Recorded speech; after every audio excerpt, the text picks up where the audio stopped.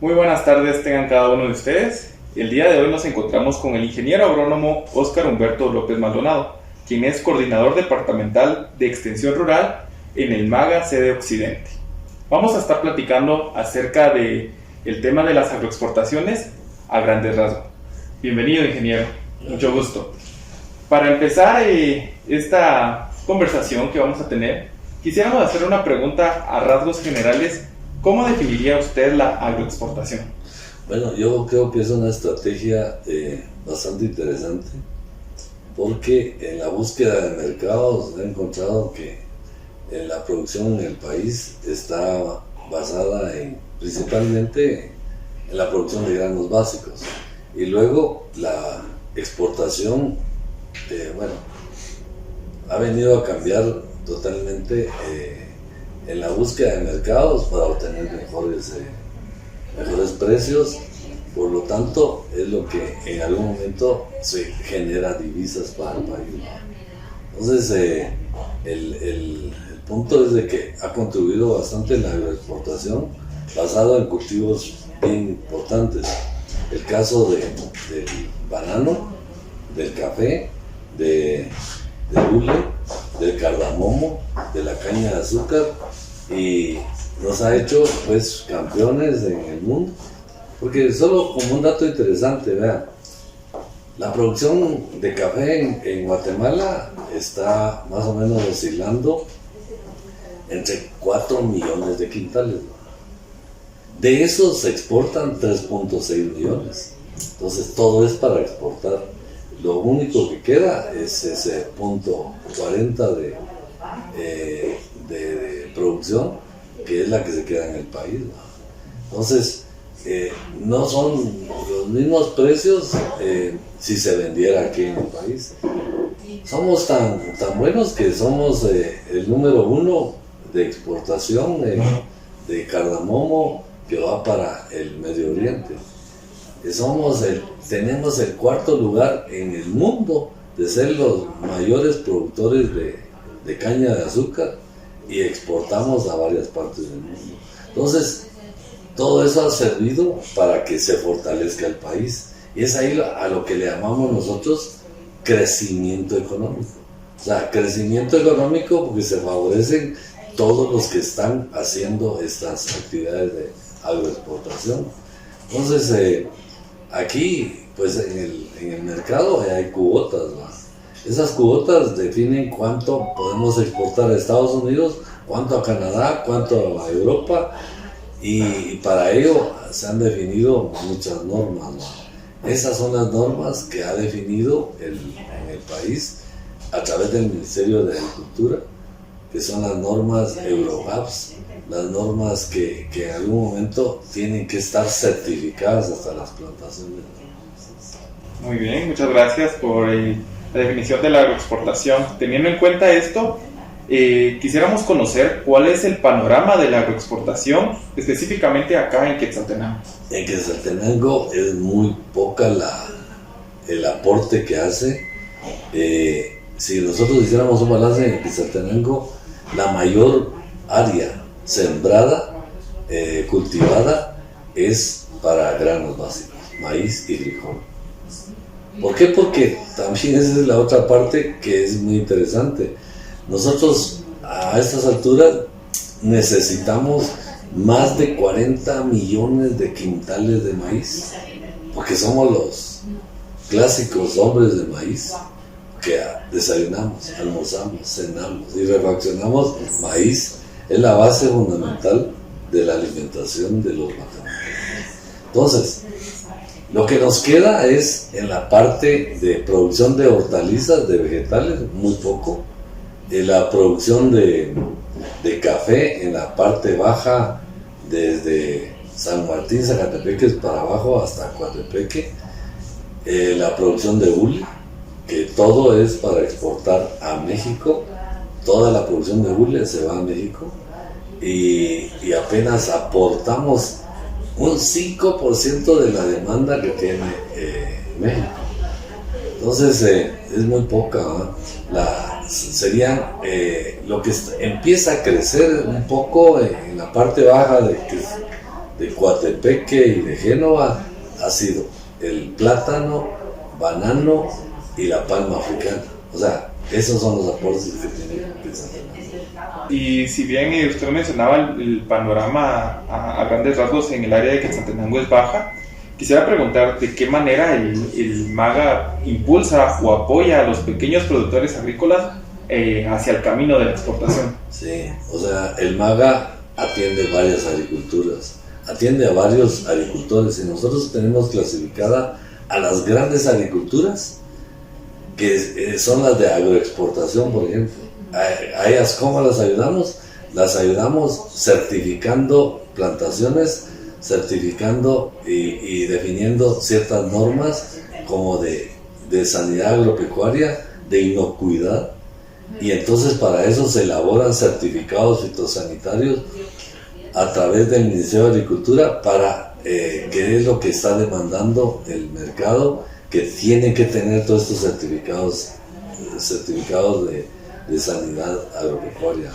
Entonces, ¿qué hace el MAGA? El MAGA, pues en ese caso, de los grandes productores, de los medianos productores, lo único que hace es facilitar el proceso de agroexportación.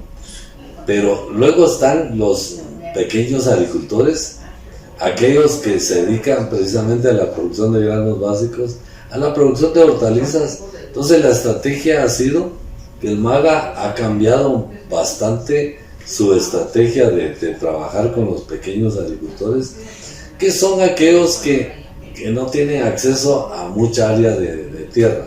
Segundo, no tienen acceso a la asistencia técnica, no tienen acceso a la tecnología, entonces tampoco tienen acceso a la asistencia crediticia.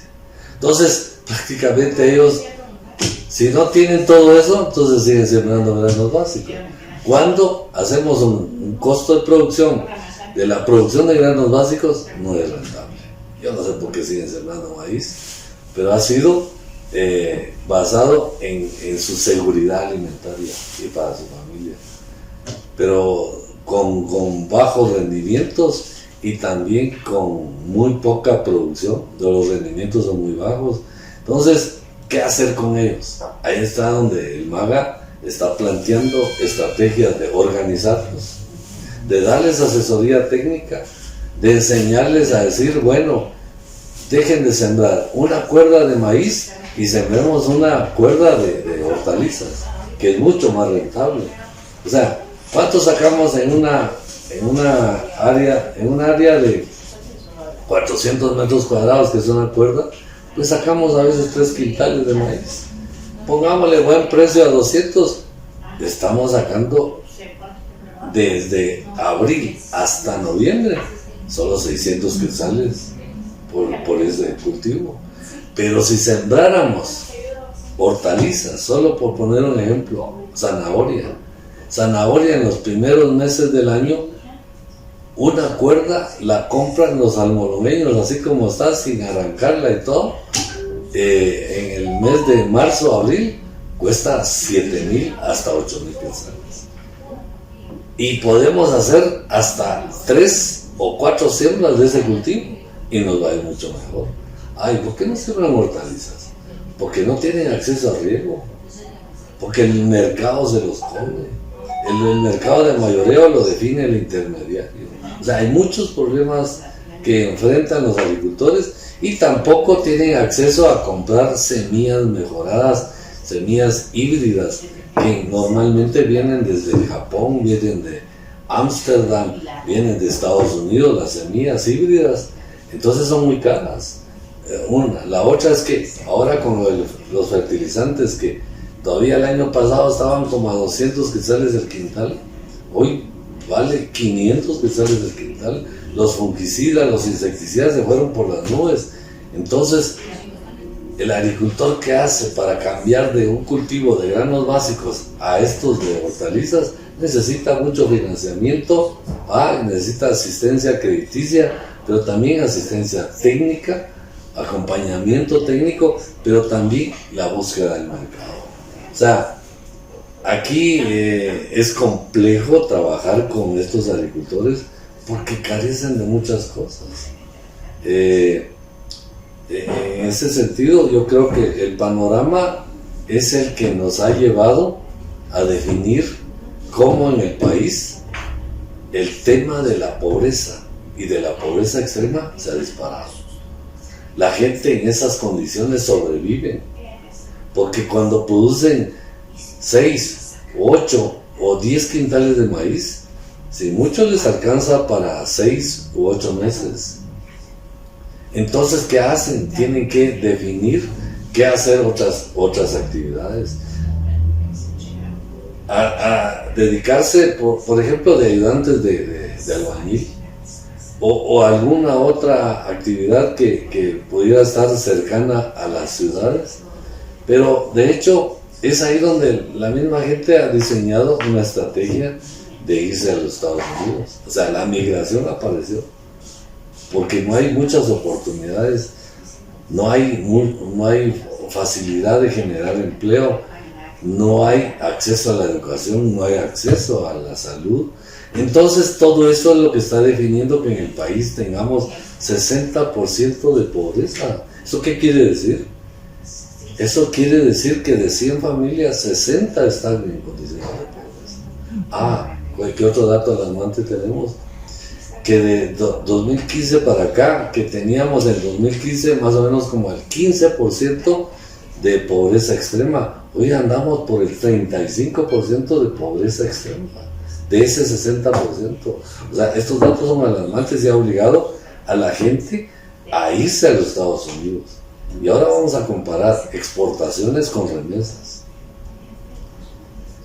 El año pasado, las exportaciones generaron 11,000 millones de dólares. Y el año pasado las remesas llegaron a 11,000 millones de dólares. O sea, esta es una balanza que nos define cómo este país se sostiene. Hasta ahorita que el dólar subió a 8.02, estaba a 7.75.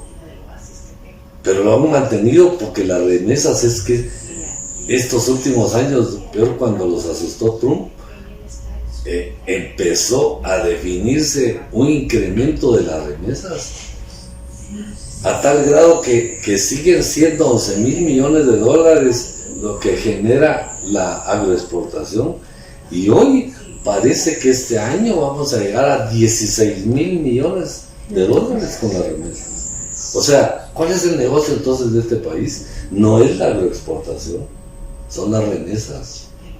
O sea, nuestra exportación ha sido de mandar mano de obra a Estados Unidos, porque en este país no hay condiciones para salir adelante. O sea, no hay acceso. Peor ahora, me preocupa a mí mucho el tema de los jóvenes. No tienen oportunidades, a veces ni siquiera preparándose en la universidad. Creo que aquí las condiciones va a haber que trabajar mucho, y por eso es de que el país está catalogado a nivel mundial con un gran crecimiento económico. Crecimiento económico desde el 4.5% al 6.0% de crecimiento económico. O sea, cuando miramos cómo es que crece el país, es porque ellos asumen que quienes sostienen al país son las remesas y las agroexportaciones, la generación de estas divisas. ¿Por qué no hay desarrollo económico? Porque no se distribuye esa riqueza para la gente más pobre. O sea, el presupuesto general de la nación de ingresos y egresos debería ser distribuido para que esta población del 60% pues tenga acceso a salud, tenga acceso a educación, tenga acceso a los servicios básicos. Hay lugares que no tienen ni agua potable. Pero sí les van a construir una cancha de papi fútbol o de básquetbol o un polideportivo, porque ahí es donde el alcalde genera sus ingresos también extras, ¿no? O sea, aquí hay que entrarle muy fuerte al desarrollo urbano y rural del país. Pero más que todo, debería de haber un modelo de desarrollo rural integral para que entonces distribuyamos esa riqueza que genera las agroexportaciones, para que sea distribuida. O sea, el pago de impuestos es que genera mucha incertidumbre. Los que más deberían de pagar impuestos no lo pagan. Nosotros como empleados sí nos quitan el 5% del impuesto sobre la renta. Pero las grandes empresas creo que están invadiendo en el sistema de ser favorecidos con la poca aplicación y pagar sus impuestos como deben de ser. Hay un libro que sacó Fuentenay, esa realidad de la Guatemala, cómo desde el tiempo de la colonia han favorecido a los agroexportadores para que puedan crecer, les facilitan, prácticamente los exoneran a veces de impuestos. Entonces, esta es la realidad del país.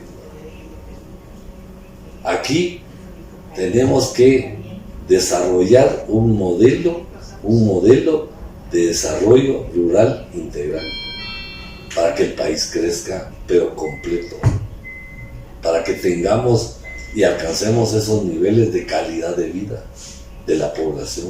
Porque aquí, por ejemplo, van ustedes a la capital y es que es un contraste entre la zona 10, la zona 9, la zona 14. Ahora se fueron camino a la carretera de El Salvador, hasta el Cash Luna, ahí se va a poner su gran iglesia.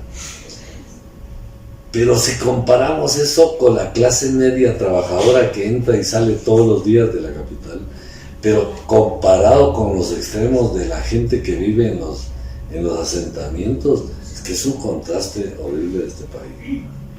Entonces, hay que apuntarle a todo de manera integral.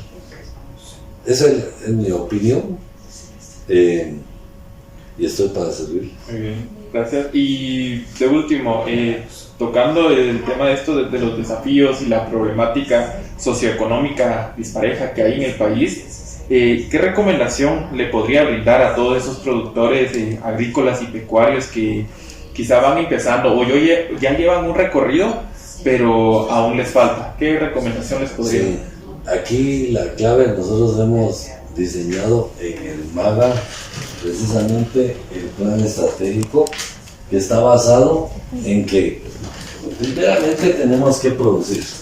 O sea, nosotros tenemos más o menos un incremento, estamos planteando como productos, subproductos, indicadores que esperamos a 2026 incrementar el 10% de la producción agropecuaria. Pero también tenemos otro indicador que estamos pensando que ahora con el cambio climático tenemos que reorientar la producción, pero basada también en la conservación de los recursos naturales, el suelo, el agua, el bosque.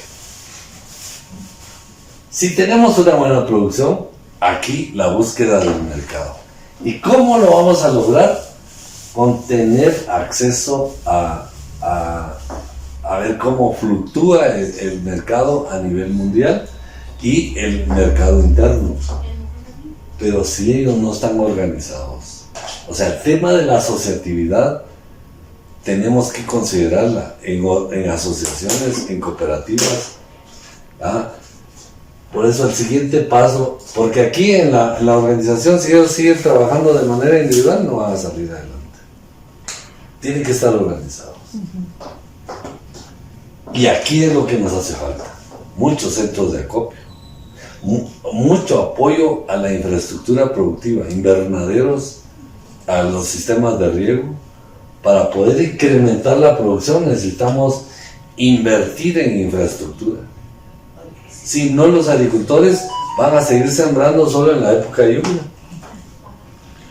Un ejemplo de esto es de que la papa, por ejemplo, alcanza en el periodo de invierno de lluvia, alcanza precios hasta de 75 quetzales al quintal. Cuando tienen riego, que es a partir de ahorita que se va a ir el invierno, desde finales de octubre, noviembre, diciembre, enero, febrero, marzo, abril, la papa se dispara hasta 7 veces el valor del quintal a como estaba en tiempos de invierno. Y así es con todos los productos, ¿no? Este es el otro eje que se considera muy importante, de que debe haber una normativa y vigilancia en la inspección fitosanitaria para poder atender temas de inocuidad de los alimentos y la preservación de muchos recursos nativos que tenemos. Esta es la base fundamental, porque nosotros somos un país megadiverso. Si no protegemos esto, si no lo regulamos, lo vamos a perder y vamos a seguir dependiendo de los países que producen semillas, cuando aquí tenemos muchos recursos muy buenos. Aquí este eje se cambió, porque originalmente el MAGA, pero los 4 años anteriores del gobierno del famoso Jimmy Morales, se dedicaba el Ministerio de Agricultura a repartir alimentos. Y le dijimos al ministro, no, el Ministerio de Agricultura tiene que cambiar, porque la misión del MAG es facilitar y desarrollar capacidades en los agricultores para producir alimentos, no para estar repartiendo alimentos.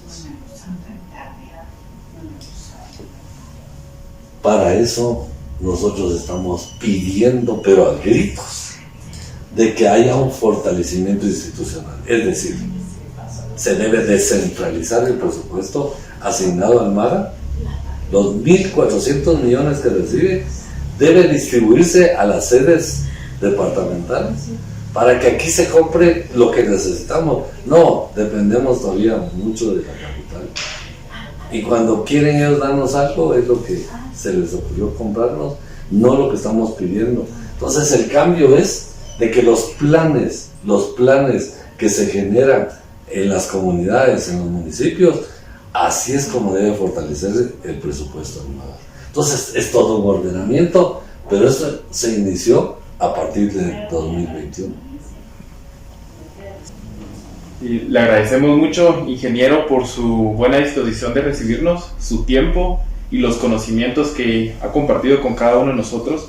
Sin duda, estos conocimientos serán para enriquecer la clase de tecnología agropecuaria, que es la que recibimos y en donde debemos presentar este proyecto con mis compañeros.